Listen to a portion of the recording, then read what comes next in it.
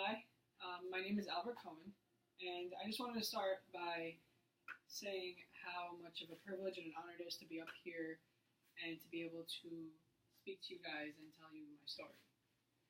So, I was 5 years old, living in Mexico, when one morning my mother just wakes me up very early in the morning, frantically telling me to go get my two younger sisters to the car because we were leaving. I knew exactly what was happening.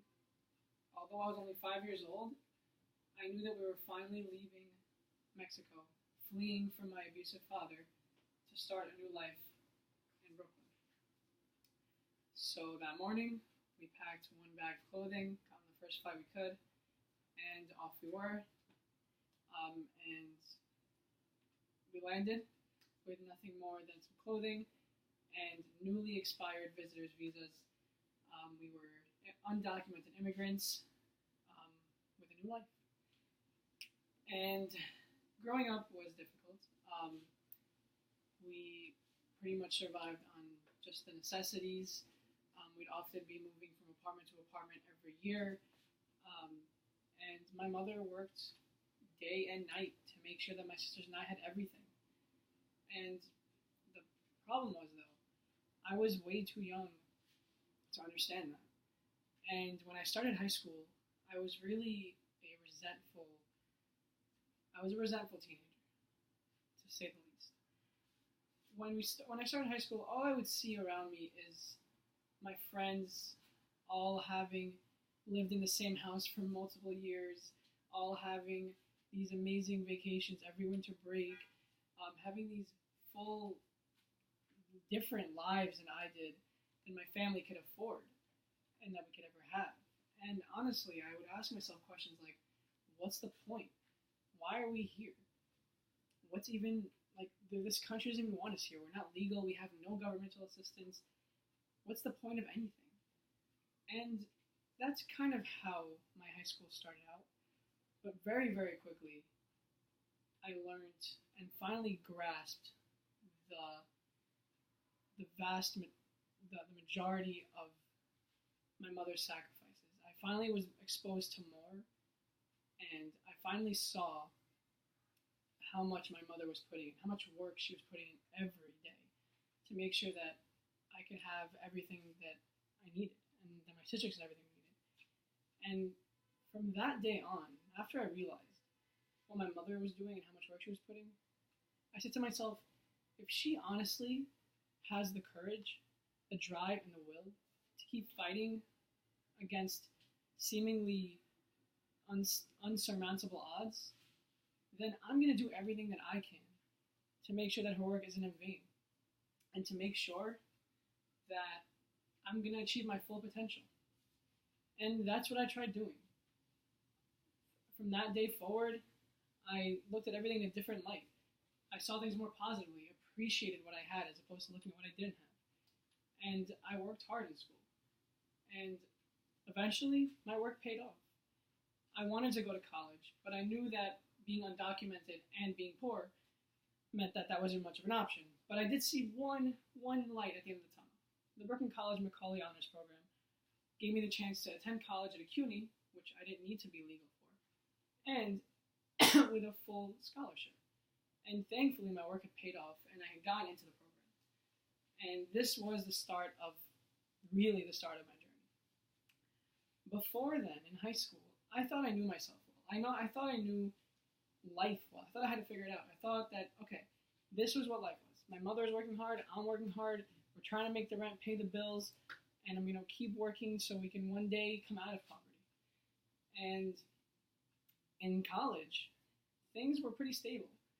And because I had the scholarship, money wasn't much of a problem paying for education. So although I did have to still work part-time jobs to keep up with the rent and everything, I had the opportunity to explore. And the first thing I did was I went to the hillel. I had a few friends there. They told me to come, so I went. And I remember just being enamored by this new world, by this just environment of openness, of newness, of a new horizon, a new chance to explore where I was from, who I was, what I'm doing here, what my direction is. And my mother had given me the courage to do that, to explore. And very quickly in the hillel, I realized that in the Brooklyn College hillel, it wasn't very big, but what mattered was the connections you made. And almost instantly, like within the first week, I had met Rosita.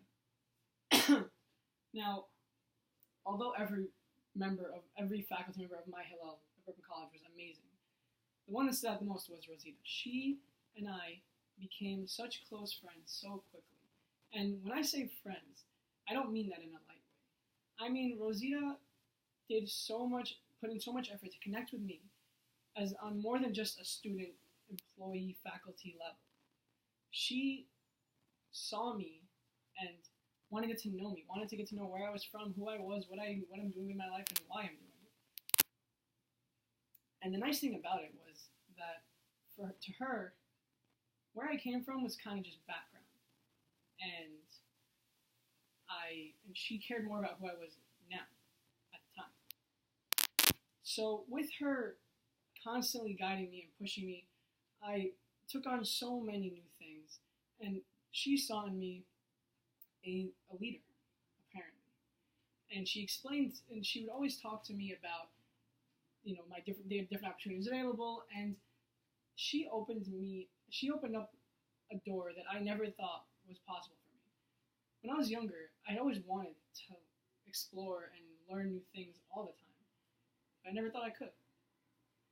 And thanks to her, I was so involved in the hillel. I got the opportunity to fly and to attend to many different conferences around the country, something that I had never thought I could do. And it was amazing. This was something that only the hillel could provide. And it was through the David Project, through AEPI, through hillel. I was in it. I was developing my voice day after day, week after week, year after year. And slowly but surely, after many conferences, I remember my first conference ever, I got on a plane. It was literally the first time I remember being on a plane, besides for coming from Mexico. And I was so thrilled. And I was so excited going in and seeing the super amazing hotel and the hundreds of people just like today. And through that, I developed more and more of my leadership voice. And eventually, in my junior year, I became hillel president. And unfortunately, Rosita had left the Brooklyn College hillel, but it was okay because I still had the other amazing employees at the hillel. But also, I had already developed my leadership voice. I was ready to bring the opportunities that I had been presented to everybody else. And I was ready to do this with a full heart because I knew how amazing it was when someone cares enough, when someone with the experience and with the knowledge cared enough to give me the courage to keep going forward. And that's what I had at the hillel. And as hillel president, I did my very best to make sure that everyone that came to our events and everyone that showed any interest felt welcome. Not only felt welcome, but felt like we were ready to invest in them. Felt like they were special, because they were, because everybody is, regardless of where they were from. I remember with all my experience at conferences, I noticed one pattern that I wasn't so happy with.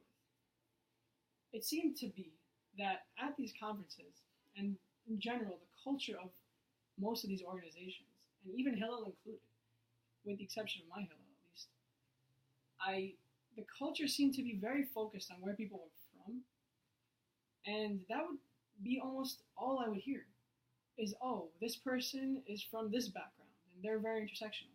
This person is from this background, they're very intersectional.